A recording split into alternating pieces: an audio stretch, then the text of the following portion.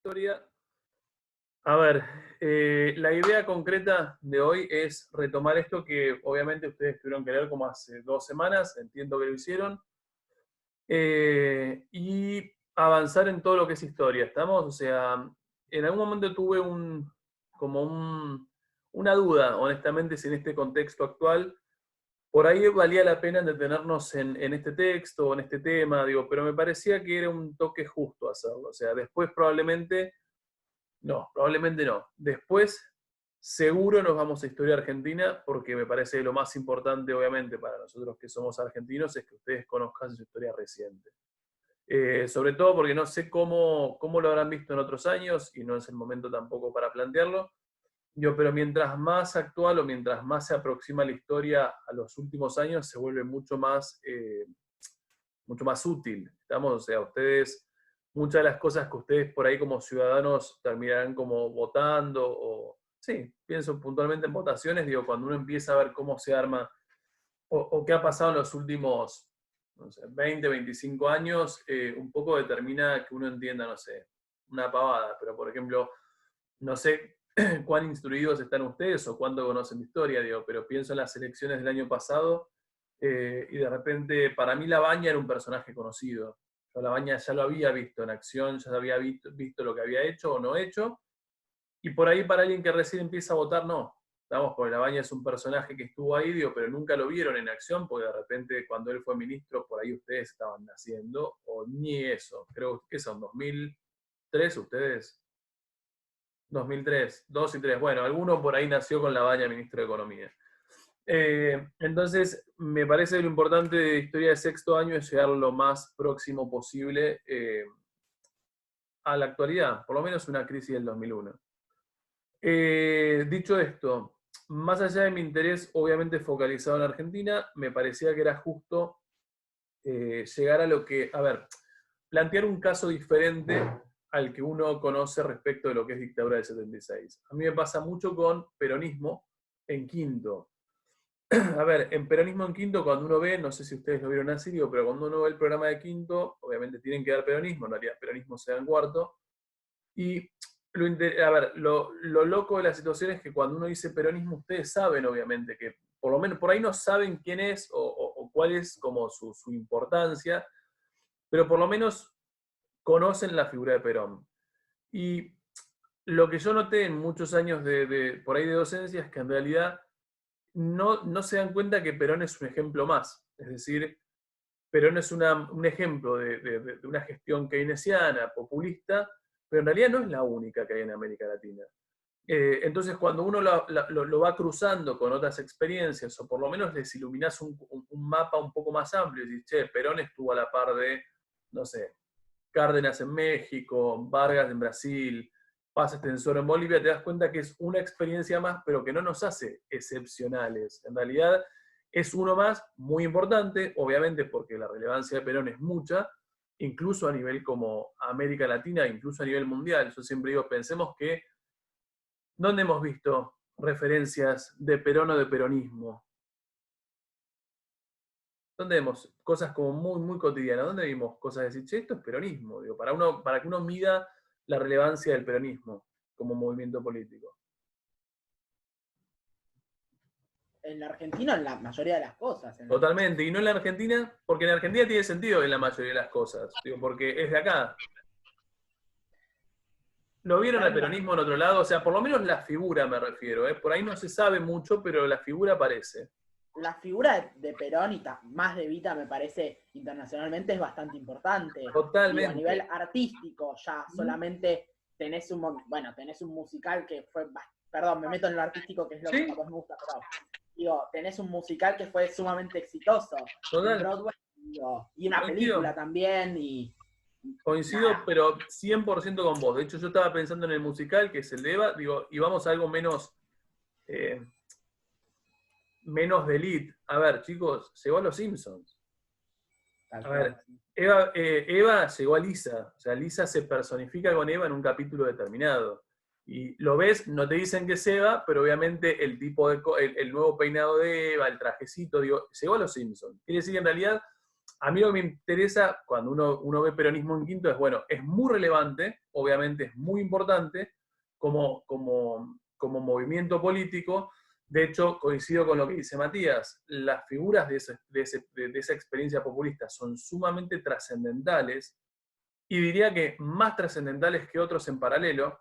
Sin embargo, no deja de ser cierto que es un ejemplo más de populismo dentro de un montón de ejemplos en América Latina. Lo mismo si lo bajamos a dictadura del 76. A ver, ¿qué es lo que me importa a mí? Obviamente nuestro rumbo es dictadura del 76 y 76 en adelante para Argentina. Pero lo cierto es que si bien la dictadura del 76, que nosotros obviamente ya la interiorizamos porque durante muchos años nos vienen como picando del Día de la Memoria, los 30.000 desaparecidos, y yo a cualquiera de ustedes les digo, chicos, 30.000 desaparecidos, ustedes automáticamente conectan con dictadura del 76. A ver, ha habido un laburo muy grosso para instalar dictadura del 76 como algo como muy presente en la memoria colectiva del argentino. ¿Qué es lo que me interesa a mí? Y por eso no saqué el texto de Pinochet. Me interesa que uno vea que si bien obviamente nuestra parte de la historia es sumamente dolorosa e implica miles de desaparecidos y represión y todo lo que implica la dictadura del 76, esa dictadura del 76 no es, bajo ningún punto de vista, una isla en el proceso latinoamericano. Es una más de tantas otras dictaduras con, por ahí, objetivos o perfiles muy similares, y una de ellas, por una cuestión de cercanía y de relevancia que decido autoritariamente imponer, es la de Chile. Porque la figura de Pinochet está como a la misma altura de un Videla, o más, porque en realidad son muchos más años los que tiene al frente de Chile. Por otro lado, sí, dale. Perdón, dale. Pero quería agregar a lo que estabas diciendo, que por ejemplo, en mi caso no tenía ni idea que a la vez que Argentina estaba en dictadura, la mayor parte de los países de Latinoamérica se encontraban en dictadura. Total, está buenísimo lo que decís, porque en realidad, ¿sabés? A ver, lo importante por ahí es lograr como darte cuenta que como América Latina, o sea, como países latinoamericanos que somos sumamente dependientes, nos gusta o no nos gusta admitirlo, que somos económicamente dependientes, políticamente dependientes, no podemos comprender lo que pasa en Argentina si no lo pones en relación con otros. Está bueno ver que los procesos argentinos no escapan al proceso latinoamericano. Entonces, buenísimo si con esto te diste cuenta que Perón es Perón, pero Perón es Perón conjuntamente con otros tipos que son sus respectivos, entre comillas, Perón en sus países, y que la dictadura del 76 es la dictadura del 76, a nosotros es lógicamente mucho más relevante. Sin embargo, cuando vos escapás o dejás de hacer ese zoom en Argentina, te das cuenta que hay un montón de países que también tienen un montón de dictaduras, años más, años menos, pero con una lógica muy similar. Y me parece que eso es fundamental para por lo menos introducir esto que es el capítulo que tenían que leer ahora, que no sé si es todo el capítulo o es una parte, me parece. Está bueno que te hayas dado cuenta, me quedo como realizado, ya logré mi objetivo, nos vamos chicos, hasta el próximo encuentro. A ver, lo que me importa también, y ahí ya les doy lugar a ustedes y van a empezar a hablar ustedes. Me importa entroncarlo en el proceso que nosotros venimos inaugurando. A ver, para aquel que está muy perdido, nuestro texto troncal es el texto de Anderson. ¿Estamos? El texto de Anderson lo que decía era, giraba eran un par de hojas en torno al neoliberalismo que nos estructuraba todo. Decía, ¿qué era neoliberalismo? Lo ubicaba teóricamente a fines de la Segunda Guerra Mundial. Ubicaba quiénes eran los economistas neoliberales. Establecía críticas de ese neoliberalismo a las políticas de Estado benefactor e identificaba dos momentos de aplicación práctica. Una se correspondía con el 73, con la crisis del petróleo, y te llevaba esa crisis a los gobiernos como más desarrollados a nivel capitalismo de la época, que eran Thatcher y Reagan, y todo lo que aplicaban ellos. Por otro lado, identificaba una segunda oleada neoliberal en el contexto del 91, 89, 91, con la caída de la Unión Soviética, y ese segundo impulso que se da a nivel mundial de las políticas neoliberales. Volviendo a esa primera oleada, lo que nos dice el autor es que esa primera oleada se da en estos países grosos, pero también se da, y de hecho se da de manera más temprana, en países latinoamericanos. Y el propio Anderson lo que hace es identificarles el caso de Pinochet en Chile en el 73 y el caso de Argentina en el 76 con Videla y compañía. ¿Estamos? Dicho esto, los dejo a ustedes para ver qué es lo que pudieron sacar del texto. De manera ordenada, ¿no? Yo me quedo en mudo.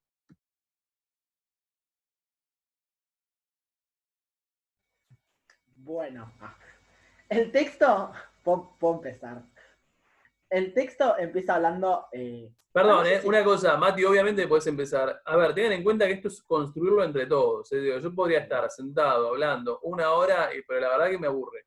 Entonces, la idea sería, en base a los que leyeron, cómo lo fueron construyendo, vamos como ordenándolo. Es un texto igualmente bastante estructurado, no es que uno tiene que ir hasta el final y después volver, digo, es bastante lineal. Mati, dicho esto, todo tuyo. Bien, yo sinceramente no recuerdo si el texto empezaba así, pero bueno, lo primero que hay que conocer para hablar de la dictadura de Pinochet es quién estaba antes en el poder. Es decir, bueno, estaba Allende, de hecho da un discurso antes de suicidarse. Eso a mí me pasó, que supongo que le pasó al resto también, que me chocó mucho esto de que nada, el tipo diera un discurso mientras estaban bombardeando el Palacio de la Moneda, que es como si fuese la Casa Rosada Argentina, o al menos entendí yo eso, y el chabón habla para el pueblo por medio de la radio, si yo mal no recuerdo, y nada, dieron mensaje. Y bueno, esto de que vos preguntabas, creo, en una de las preguntas de la guía, era esto a quién iba dirigido, y claramente iba dirigido a los trabajadores, a la juventud, al obrero, al campesino. Claro, porque... nada, Porque él impulsaba o estaba de acuerdo con una revolución socialista, y es más, al partido que pertenecía estaba conformado por partidos de izquierda o socialistas y eso. Bien, antes de que sigan, vamos con el aporte de Ainhoa. A ver, entre los dos están armando lo bárbaro. Una cosa que me interesa que puedan identificar, estoy seguro que no está en el texto y que está bueno que ustedes lo entiendan. Allende proviene, a ver, para entender el golpe de Estado de Pinochet hay que entender, obviamente, el periodo previo. Coincido con Matías 100%. O sea, hay que entender que Pinochet está en el 73 y que en realidad el periodo previo del 70 al 73 es Salvador Allende. Salvador Allende es un personaje sumamente importante en la historia contemporánea de América Latina. Porque en realidad, para entender por qué es tan importante, hay que comprender que él es, por primera vez en la historia latinoamericana, un socialista llega electoralmente al poder. Es decir, en algún momento, y esto es irse como historia de cuarto año, pero por lo menos una breve referencia para que a ustedes les quede claro, en algún momento de fines del siglo XIX se conforma el socialismo. Estamos Marx, bla, bla, bla, bla. Ellos van a intentar, como movimiento socialista hace mucho tiempo atrás, van a intentar como aunar criterios, es decir, van a intentar ver cómo se llevarían adelante cómo llevar adelante un mundo socialista. Y va a haber diferentes intentos por coordinar, que se conocen como Primera y Segunda Internacional Socialista. ¿Alguna vez las vieron? O por lo menos así como... No importa. Sí, el año pasado. ¿Lo vieron? ¿Con quién? ¿Con Gris? No, con Sonia. Ah, lo nombramos. Dale, a ver, vos, ¿podés aplicarme algo de Primera y Segunda Internacional Socialista? Por lo que yo tengo entendido, era Dale. como una especie de convenciones para hablar de cómo llevarían esto a cabo. Exacto, es eso. Los socialistas, el modelo que pondrían en práctica. Ajá. En realidad, yo te diría, los socialistas, las izquierdas, o sea, porque para fines del siglo XIX tenés muchos, están socialistas, sindicalistas, anarquistas, bla. ¿Qué es lo que se encuentran? En la Primera Internacional Socialista, lo que se encuentran es que estamos todos de acuerdo que queremos derribar el sistema, pero lo que empiezan a notar es que no están de acuerdo cómo, porque el anarquista es algo y el socialista es algo. Entonces, las dos corrientes más fuertes del siglo XIX, que son anarquismo y socialismo, chocan, no llegan a un acuerdo y termina desintegrándose la Primera Internacional Socialista. Entonces, como esto lo aprendieron, en la segunda, y esta es la que me importa para entender a Allende, en la Segunda Internacional Socialista vuelven a juntarse, pero con una regla. Ya que el anarquismo fue un quilombo, no los invitemos. Entonces, eliminan al anarquismo, o sea, no están invitados en esta convención, y solamente se juntan socialistas. Lo que nunca van nunca van a prever es que en realidad, para ya muy fines del siglo XIX, el socialismo, o quienes se definían socialistas en ese momento, tampoco están plenamente de acuerdo respecto de cómo. ¿Por qué? ¿Qué es lo que surge en esa Segunda Internacional Socialista? Un quiebre respecto de el medio para derribar el capitalismo. Unos van a ser los que ustedes ya conocen, que van a ser los socialistas revolucionarios. ¿Dónde vieron socialistas revolucionarios en acción? Ustedes. En Cuba. En Cuba. ¿Y en dónde antes? Rusia. Rusia, ¿estamos? O sea, Rusia 1917, Cuba 1959, ¿qué es? Revolución, lucha de clases, ir a las armas y eventualmente derribar el sistema. En paralelo a ese socialismo revolucionario, se va a abrir una corriente, que es la que me lleva a Allende, que son los los socialistas reformistas. ¿Qué es lo que se dan cuenta los socialistas reformistas?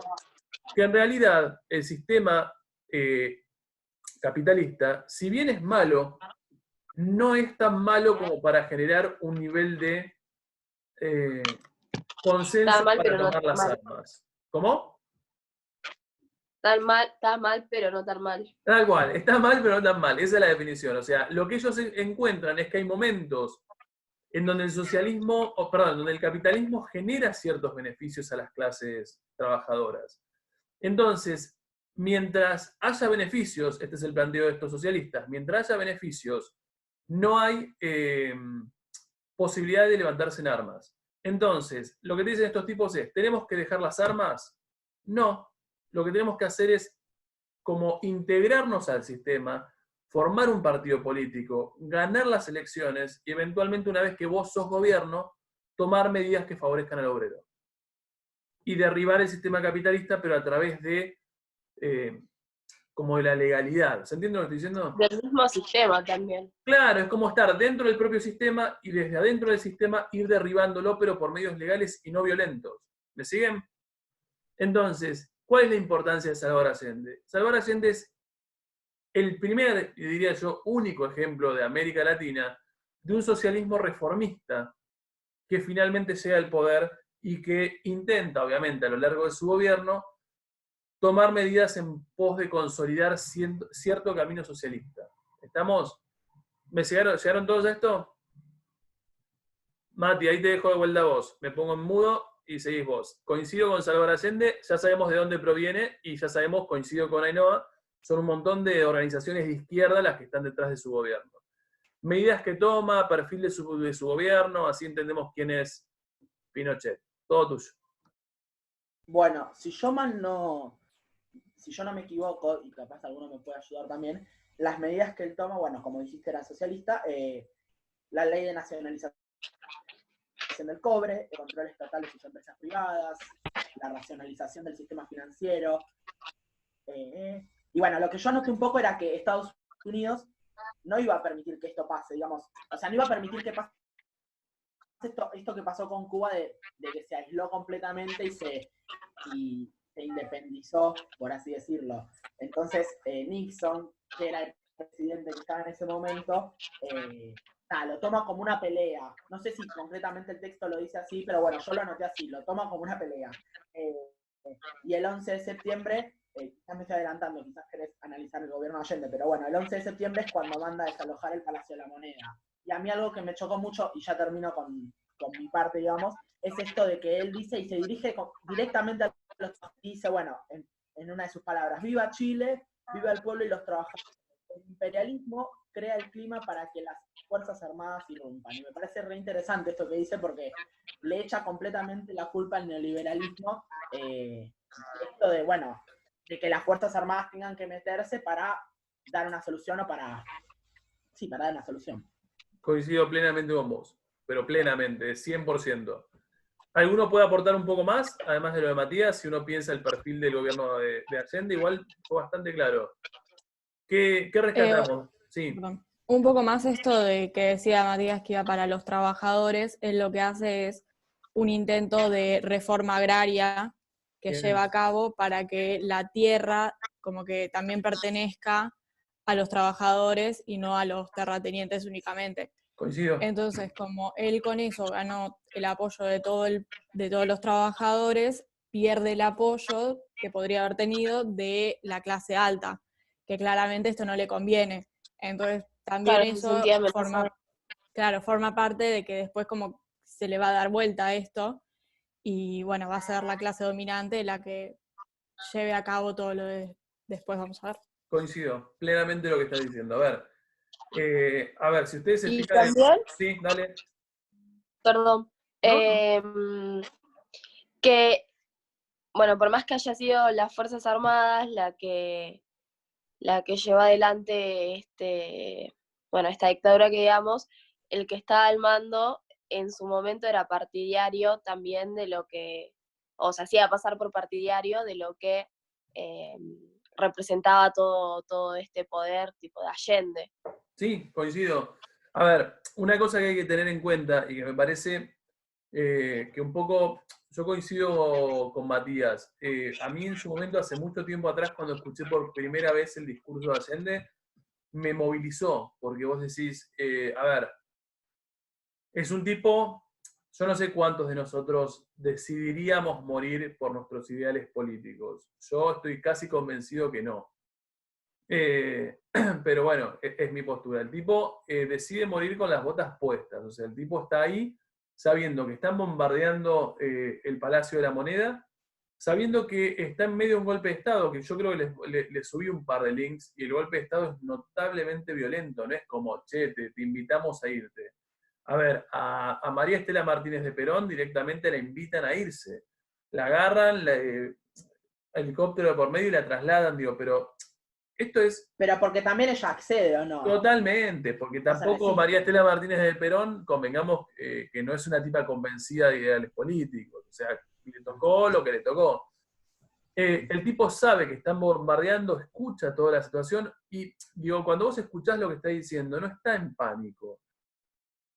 A ver, está sabiendo que están golpeando, que hay grandes chances de que en ese momento, que a las horas mueras, suicidado, asesinado, nunca lo vamos a saber, y el tipo se toma el laburo de hablar con la gente. A ver, ¿a quién dirige ese discurso? A mí me parece zarpado escucharlo. ¿A quién dirige el discurso? Al Al pueblo, pueblo. todo Al pueblo, a todo el tranquilizándolos de pueblo. que van a estar mejor, no a los trabajadores, a la parte Trabajadores. obrera, a las mujeres del campo, Bien, a las al campo, mujeres, al campo, al campesino. a los jóvenes. A los jóvenes, fíjense que no me parece un dato menor. A ver, hoy 2020 ser progresista, o sea, es fácil, porque en realidad hoy dirigirse, y no es una crítica al gobierno de turno, ¿no? Digo, pero hoy dirigirse a las mujeres o hablar de todos y todas es casi una obviedad. Pero este tipo está clavado en 1970. Y en 1970 está dedicándole un momento de su discurso final a las mujeres campesinas de Chile. Quiere decir que él sí tiene una visión progresista, porque el momento o el contexto mundial en el que está viviendo es sumamente machista.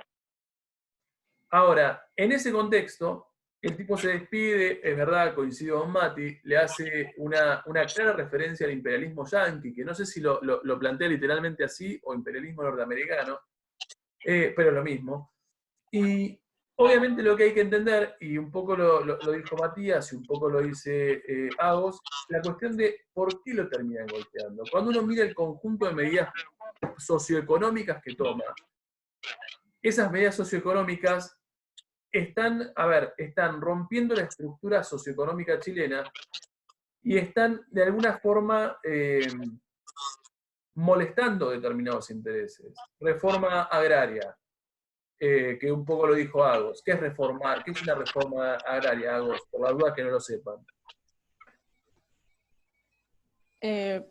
Por lo que entiendo, le saca a los terratenientes, no le saca, como que la producción del campesino pasa a ser del campesino y no del dueño de la tierra, como un cambio. Bien, suponemos, siempre estoy haciendo cuadros, pero es para otra razón esto. A ver, suponemos que esto es propiedad de, no sé, cualquier empresa norteamericana. Esta empresa norteamericana produce hasta acá, porque la realidad es que esta tierra no tiene ni cómo producirla, ni quieren, ni lo que sea. Esto es lo que ellos producen.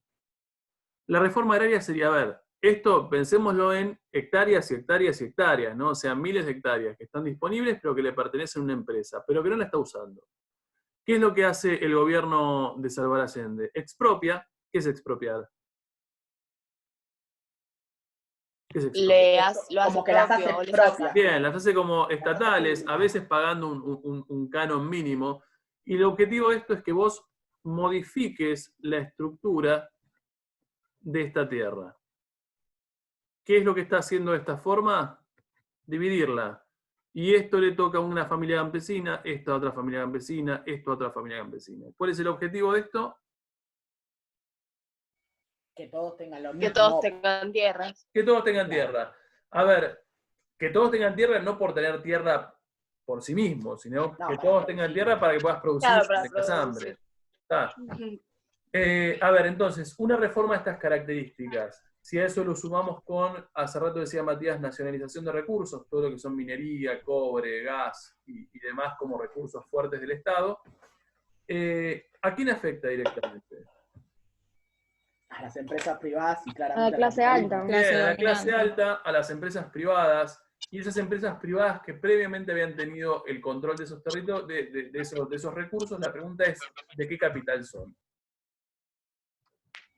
Y norteamericano. Extranjero. Multinacionales Estamos de eran. acuerdo. Provenían gran parte de los capitales invertidos en la Chile previa a Salvador Allende, era un capital extranjero norteamericano.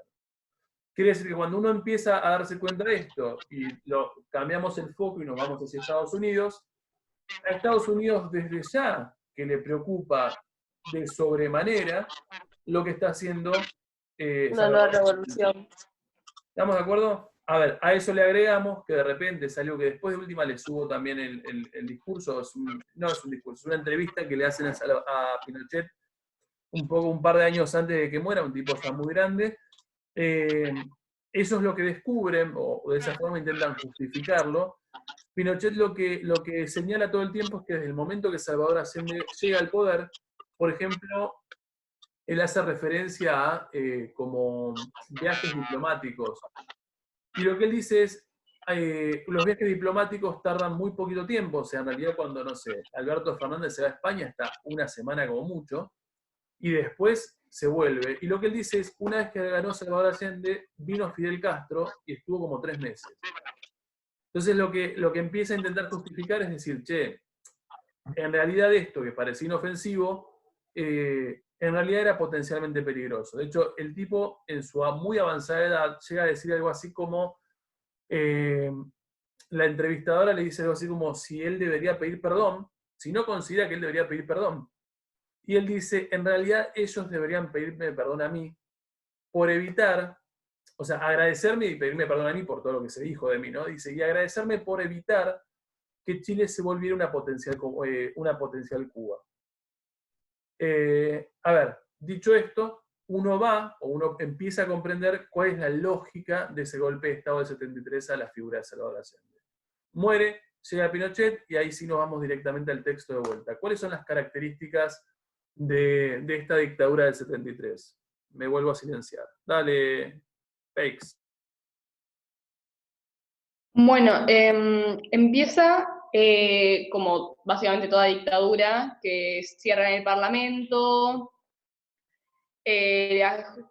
todas las decisiones pasan por la Junta de Gobierno Militar, y más que nada lo que dice el texto es que la primera etapa que pasa en este gobierno es más que nada tranquila económicamente, porque no es tan fuerte como después pasa en el 75, que ahí se empieza la inflación, sino que como las distintas partes que estaban tomando el gobierno no se ponían de acuerdo entre las fuerzas aéreas y la marina, como que tenían una economía mixta, porque todavía como que no se estaban poniendo de acuerdo, así que estaba haciendo una ampliación más gradual, en la que sí había privatizaciones, los salarios bajaban, y como que se empezaba a abrir más la economía al exterior, pero no fue tan brusco como el cambio del 75. Pero También, no, yo quería agregar que también es re importante que en esa dictadura se creó la DINO, Sí, que lo que hacía era perseguir y matar a la gente opositora Ujú. a esta dictadura, a las personas comunistas, tanto fuera como dentro de Chile. Y nada, era re Sí, importante. perdón, y me quedo con lo Argentina. que vos decís, Alfonsina, tener en cuenta también que uno cuando habla de este tipo de dictaduras de la década del 70, en realidad, repito, nosotros nos quedamos con 30.000 desaparecidos, pero creo que los chilenos tienen más desaparecidos que nosotros. Y tienen más desaparecidos porque en realidad son muchos más años de dictadura, ¿no? Pero sí, me quedo, es un buen aporte. Es como la AAA Argentina. Algo así, exactamente, pero ya de manera oficial, no es una organización como paramilitar, sino que es el propio Estado el que sale a reprimir. Una de las cosas Igual que... después Sí, era que después, por lo que entendí, era que después suspendieron este proyecto porque habían matado a un canciller en Estados Unidos. sí, sí, es Y verdad. como que lo suspendieron para perseguir a esa persona. Coincido. Igual tengamos en cuenta que en realidad nos sirve, ahora por ahí lo conectamos un poquito con la parte económica. Haceme acordar de esto para que no me quede como colgado. Haceme acordar, ahí volvemos a eso. A ver, una de las cosas que rescato de lo que está diciendo Fiamma. Fiamma lo que hace es establecer no sé si llegaste hasta el final, digo, pero el texto lo que hace es establecer una diferencia entre tres momentos diferentes de dictadura de Pinochet. Y esas tres etapas que plantea el texto, las plantea en función a ver, el criterio para dividir es muy económico. ¿Estamos? Fiamma dice, hay un primer momento, que el texto lo ubica entre el 73 y el 75, que en realidad es un momento como más tranquilo, a ver, como más gradual. Dale, Fiamma, estás queriendo... Dale. ¿Algo para aportar? Dale. No, decíamos que es un poco más gradual, que es un poco menos consensuado, o sea, hay como un montón de dudas respecto de qué hacer. Un poco decías vos, la idea de una economía mixta o de empresas de economía mixta, o sea, capital estatal y privado, es un poco eso, ¿no? Esta idea de decir, bueno, ni privatizan totalmente, ni estatizan totalmente. Después de este primer momento, como de cierta incertidumbre, que decíamos, lo ubicás entre el 73 y el 75, lo que tenés es el 75 en adelante, que sería el momento neoliberal duro. Ahí aparecen un conjunto de planes, ahí aparece esto que en el texto aparece como el ladrillo, no sé si alguien lo pudo como identificar, que básicamente es un conjunto de medidas que uno define como de shock. ¿Qué es una medida de shock neoliberal? Las medidas de shock es básicamente lo que proponen los Chicago Boys, Para, que antes de meter era... Chicago Boys, pero ¿qué sería qué lo haría de shock? Pero Es como el concepto, no, dale. Dale. No, que el concepto de shock capaz se lo toma como una medida así como abrupta, o sea, un cambio abrupto en Total. A ver, abrupto y drástico. tal cual. Pensemos, no sé, nosotros que ustedes ya fueron un poco más grandes cuando vivieron la gestión Macri. Digo, con Macri escuchamos mucho esta idea de gradualismo, o sea, como que gradualmente vas cambiando hacia... A ver, medidas de shock son de golpe todo. Si vos venías pagando, no sé, un pasaje un peso porque estaba súper subvencionado y bueno, le quitas la totalidad de la subvención y de repente de un mes a otro, en vez de pagar un peso, pagás 15, que es lo que deberías haber pagado. Decís, che, pero en realidad hace rato, bueno, ese es el shock. O sea, medidas de shock son aquellas que son obviamente muy bruscas y aquellas que están queriendo siempre, que es algo muy común de las medidas neoliberales, reducir el gasto fiscal. ¿Qué es reducir el gasto fiscal? El gasto interno.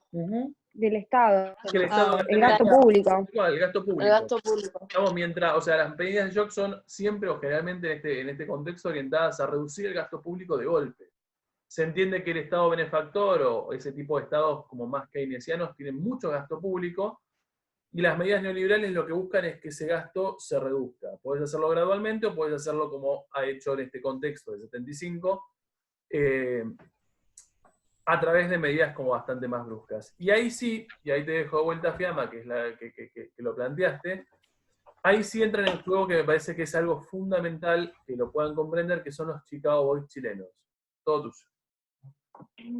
Bueno, básicamente los Chicago Boys chilenos son los descendientes de un programa que se había hecho unos años antes, en los que estudiantes de Chile iban a Estados Unidos a trabajar, y básicamente, como estaban en universidades de Estados Unidos, aprendían su forma económica, o sea, era neoliberal.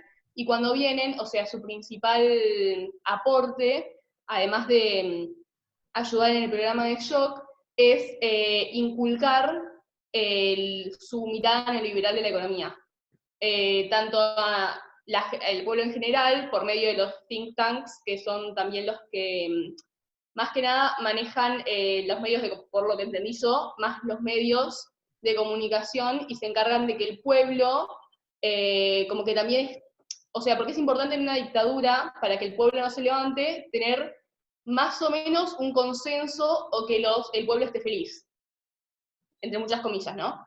Y lo que hacen es como una medida, es una de las medidas de control que ellos no tienen el poder, no lo tiene la militancia, los militantes, sino que el poder se lo dan a los Chicago Boys y a los think tanks, que es como que lo deja como que, no es que ellos queden el poder, y como queda mejor visto que no tengan ellos el poder, sino que gente que se supone que sabe. Y bueno, nada, en estas medidas de shock que se dan del 75 al 78, porque después hay una recesión, si no me equivoco. Sí, sí, sí. Baja la circulación del dinero, baja lo que se invierte en el sector estatal, o sea, están las privatizaciones de salud, escuelas, todo se privatiza para que se tenga más control las empresas, el sector empresarial, que era uno de los sectores mayor que apoyaban este golpe, para que ellos tengan poder y también para que el gobierno tenga que invertir menos en el Estado, y tenían más dinero ellos para invertir. Coincido, lo sacaste a la perfección. Estamos, a ver, recupero un par de cosas como para pulirlo un poquito. A ver, los Chicago Boys chilenos son un buen ejemplo de lo brillantes que son los norteamericanos en algunas cosas. Y miren que yo soy un personaje anti-norteamericano. Pero la realidad es que son brillantes para prever formas de alguna forma, a ver, para organizar formas de, entre comillas, de dominación. A ver, los Chicago Boys chilenos en realidad es un programa de becas, ¿estamos? O sea, que en realidad creo que se llama Proyecto Chile, no me acuerdo si ese es el nombre, pero por ahí anda. A ver, Sí, más o menos, así se llama. A ver, el Proyecto Chile es un plan orientado, y si uno los ubica es como fines de los 50, principios de los 60, es un programa de becas de la Universidad de Chicago, por eso es Chicago Boys, que sería como, la Universidad de Chicago es como la cuna que uno marca del neoliberalismo, ¿estamos? Ahí tenés tipos como Hayek, que son, así como dice Adam Smith del liberalismo, o uno dice Keynes de Estado benefactor, Hayek sería el del neoliberalismo. O Friedman, de última, también podría ser. Pero Hayek está ahí. Son tan astutos. A ver, acá está un poco la idea también de Anderson. El neoliberalismo existe desde antes de la crisis del petróleo. O sea, si nosotros sabemos que este plan es de los 50 y de los 60, quiere decir que como planteo teórico ya existen antes. ¿Cuál es la idea? Las élites, obviamente, o por lo menos la gente como de altos recursos, estudiantes y demás, pueden tener acceso a esa beca, de hecho lo hacen, y se forman en la Universidad de Chicago. Ahora, se los adoctrina el neoliberalismo. Lo que ellos logran hacer es tener un grupo bastante grande de economistas chilenos formados, disfrazados como beca, y lo que hacen es formarlos en un neoliberalismo duro y tenerlos ahí esperando el momento. ¿Por qué es fundamental esto? Porque cuando Pinochet haga el golpe y cuando el neoliberalismo empieza a ser algo certero, como una posibilidad bastante fuerte, Pinochet va a abrir los puestos económicos estratégicos a estos tipos que ya en el contexto del 70 son grandes, o sea, son grandes, tienen 40 años por ahí, 45 años. ¿Cuáles serían los puestos estratégicos de Chile a nivel económico? O de cualquier país. Ministros. Ministerio de Economía, Ministerio de Finanzas, no sé, presidente del Banco Central de Chile. ¿Qué quiere decir? Estos Chicago Boys los van a ubicar estratégicamente en la estructura, en las altas jerarquías de los puestos económicos de Chile, y van a ser los tipos que empiecen a implementar y a avalar un montón de medidas económicas que uno después identifica en lo que conocemos como el ladrillo. ¿Se entiende? Es súper estratega lo que están haciendo. Ahora, coincido con Fiamma, que recién lo estabas planteando, esas medidas son muy parecidas a las que después nosotros veremos con Menem más adelante o de manera mucho más fuerte. ¿Qué tiene que Claro, ver con...? perdón. Sí, dale. El peso chileno, un peso al dólar, que es Sí, la igualdad. Después, acá dice, estoy leyendo acá. dale. Bueno, no, eso. Sí, a ver, Después que las pymes privatizaciones. no podían competir Tal con las cual, empresas apertura, a extranjeras. ver, apertura como o sea, evitar el proteccionismo, descuidar a las pymes porque no pueden competir, lo dice Giuliani, está más que bien, porque obviamente no podés competir contra la industria inglesa que tiene 200 años. Privatizás todo, empiezan a privatizar gradualmente todo lo que Menem va a hacer en los 90 en Argentina. Descentralizás, a ver, esta idea de ajustar el Estado, ¿de qué se desentiende Chile? ¿De qué servicios? Que después lo hará Menem. Primitivamente, bueno, de todo lo que decía Fiamma, la salud, la Sí, ahí educación. está. Lo que sí deja, que yo me anoté acá es la minería, la energía y las telecomunicaciones estaban exceptuadas primitivamente. Primitivamente. Coincido igualmente lo que dijiste. Lo importante es identificar, por ejemplo, salud y educación. O sea, en Argentina va a pasar, por ejemplo, educación va a pasar en 1993 con Ley Federal de Educación. Pero digo, la idea es, te quitas la educación como, dejás de ser vos como Estado el que te dedicás a financiar la educación. Se lo das a las provincias. Entonces vos te desentendés de esto. Tiene que ver con ir recortando, ¿no? Sí, reducís el gasto público. Totalmente, lo reducís. Digo, pero a lo que voy es que cuando uno, no sé si se dan cuenta de esto, digo, cuando uno ya entiende lo que es neoliberalismo y lo que implica las medidas neoliberales, en realidad son la misma receta para todos. No tenés ni que aprendértelo, tenés que simplemente darte cuenta, en el caso de Chile, no sé, la descentralización educativa fue previa a Argentina, pero en realidad lo van a hacer todos. Y si uno focaliza en otro lado, va a ser exactamente igual también. ¿Estamos de acuerdo? Y lo segundo que nos dice Fiamma, y que está buenísimo que te hayas dado cuenta, no sé si lo puse como consigna, pero aún si lo puse como consigna estuvo bueno. En primer lugar, antes de lo de Fiamma, me quedo con, se me movió del lugar y me olvidé quién fue. ¿Quién había dicho esto de la represión? Que dije, volvemos a eso. Nina, Alfonsina. Yo. Alfonsina, bien, te fuiste de la imagen y los pierdo. A ver, obviamente cuando vos tomas todo este conjunto de medidas, vos sabés que la gente no lo va a tomar rápidamente de buena forma. Entonces, como no lo va a tomar de buena forma, ahí entendemos un poco la función que viene a cumplir la dictadura, en este caso de Chile, pero también va a aplicar para Argentina. Uno sabe que cuando empiece a generar o a reducir el gasto público, lo que vas a generar en una población muy acostumbrada a un Estado que participa, o un Estado de tipo más keynesiano, es un rechazo absoluto que va a generar que se movilicen. Cuando se empiecen a movilizar, ¿cuál es la función del Estado? ¿Cuál es la función de esa dictadura? Reprimir. Reprimir. Estamos porque lo que tenés que lograr hacer es reprimirlos de modo tal de que no se les ocurra nunca más hacerlo. Y ahí es cuando tenés todos los organismos paramilitares, militares, y ahí es donde tenés los miles de desaparecidos que en muchos casos, si uno ubica como o hace como un examen demográfico, son obreros, sindicalizados, no sé, personajes con un pensamiento por ahí, no sé, estudiantes con pensamiento independiente, sobre todo de sociales, filosofía y letras. Perdón, Lucho. Sí. Acá estoy, nada, me puse a buscar lo que preguntabas, esto. Hubo más de 3.000 personas que murieron o desaparecieron, y en total fueron 40.000 las víctimas. 40.000. A ver, proporcionalmente es menos que Argentina porque son muchos más años, Claro. pero en realidad el número total es más alto. O sea, por eso digo, fíjense que cuando uno sale de su propia mirada como interna nacional, te encontrás con otras experiencias acá nomás al lado, bastante caóticas también. Y una de las cosas, para ir como concluyendo, que ahí sí entronco con lo que dice Fiamma, es, más allá de esta cuestión represiva, que es un poco lo que nos dice Alfonsina, el texto focaliza sobre esto que ellos definen como think tanks. ¿Qué son los think tanks? Tanques de pensamiento, justamente. Tanques de como pensamiento, formadores dice de, la palabra. tal cual. A ver, Fiamma lo que señala es, que me parece es un ejemplo rápido, y cuando si yo les digo un caso argentino, automáticamente lo entienden.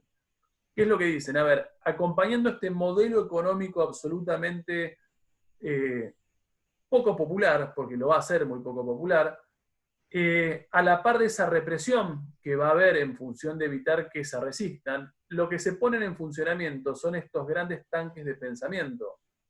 Tan fácil como pensarlo en la Argentina de Macri, pre-Macri, pensaba en la nata. ¿Estamos? ¿Cuál es la función de la nata, TN y todo lo demás? Y lo digo habiendo votado a Macri, pero soy consciente de esto. ¿Cuál es la función?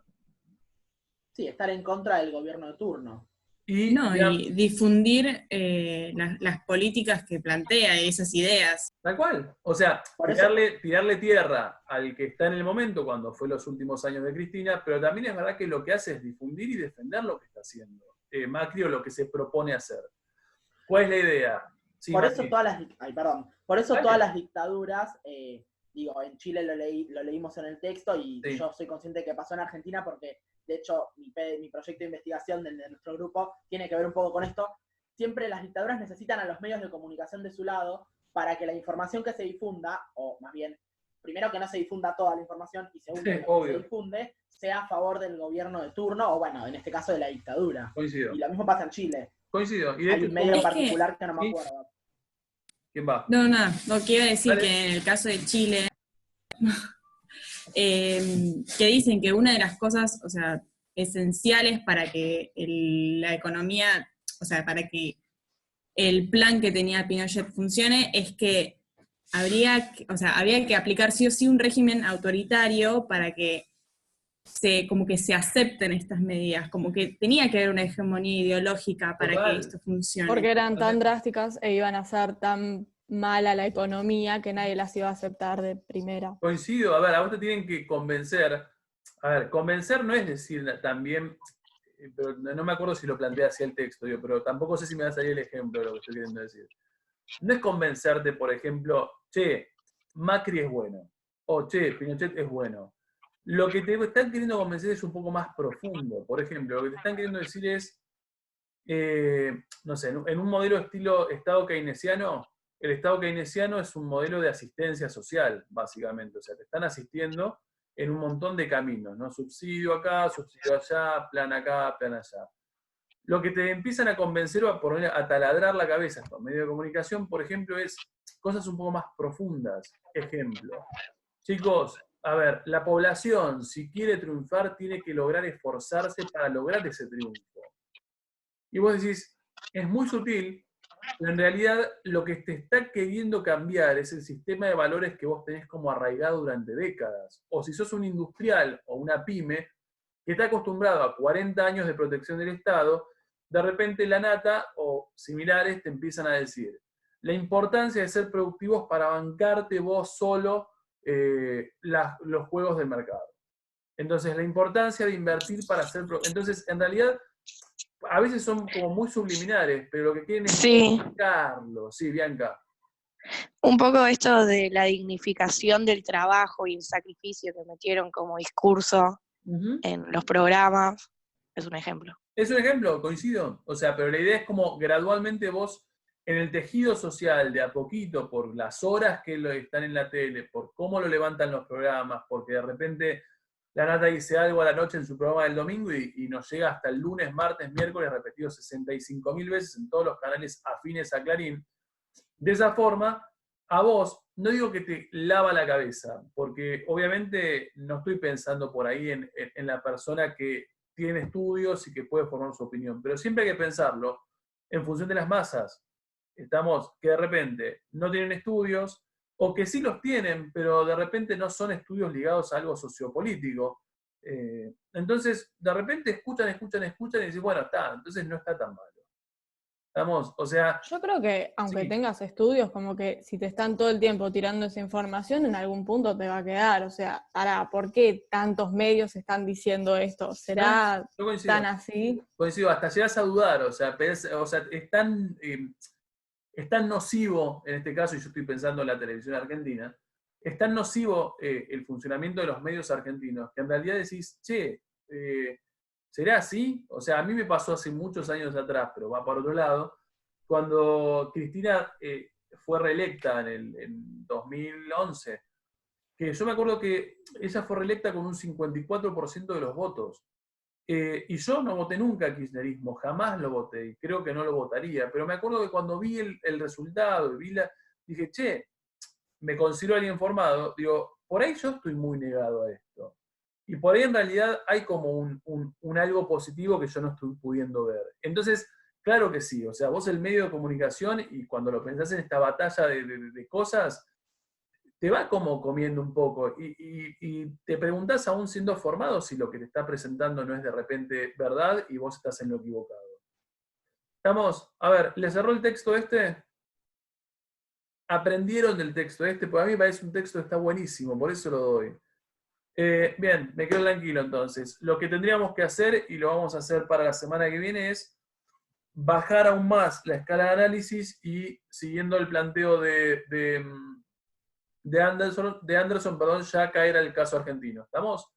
Caer al caso argentino y no abandonarlo. O sea, agarrar esta primera oleada neoliberal en Argentina y llegar hasta donde podamos llegar. Pregunta, ¿ustedes Romero no tienen? ¿Lo tienen, Romero? ¿El libro? Leímos... Ah, no, el libro no. No, leyeron. La parte. El año pasado leímos un montón de textos de Romero. Sí, pero el capítulo 7, el del proceso, no. No. No, bueno, no importa, después vemos cómo. Sobre todo de Perón. Pero lo podemos escanear. Sí, no es un problema, pero también es verdad que creo que la Fiamma me decía que obviamente también es verdad que leer online es un lío a veces y te cansa la vista y demás. Mi idea es obviamente ver si tenían para quedarme tranquilo de que no lo tienen. Pero sí, lo escaneo y lo puedo ir pasando. Por lo pronto cerramos acá, porque en 2 o 3 minutos arranco con quinto. Seguramente en algún momento, sea, no sé si hoy, pero entre hoy y en algún momento por ahí les subo un trabajo para hacer. Estamos, un trabajo que lo van a hacer por Drive, que va a girar en torno a esto chileno y que probablemente lo van a hacer de a 2, es decir, con la persona con la que se sientan naturalmente. Con un par de consignas, pero vemos. ¿Estamos? Estén atentos y les pongo ahí después la fecha para entregarlo. Total, todavía tenemos tiempo. Adiós, gente. Nos vemos. Adiós. Chao, La semana que viene. Chao, Lucho, nos vemos.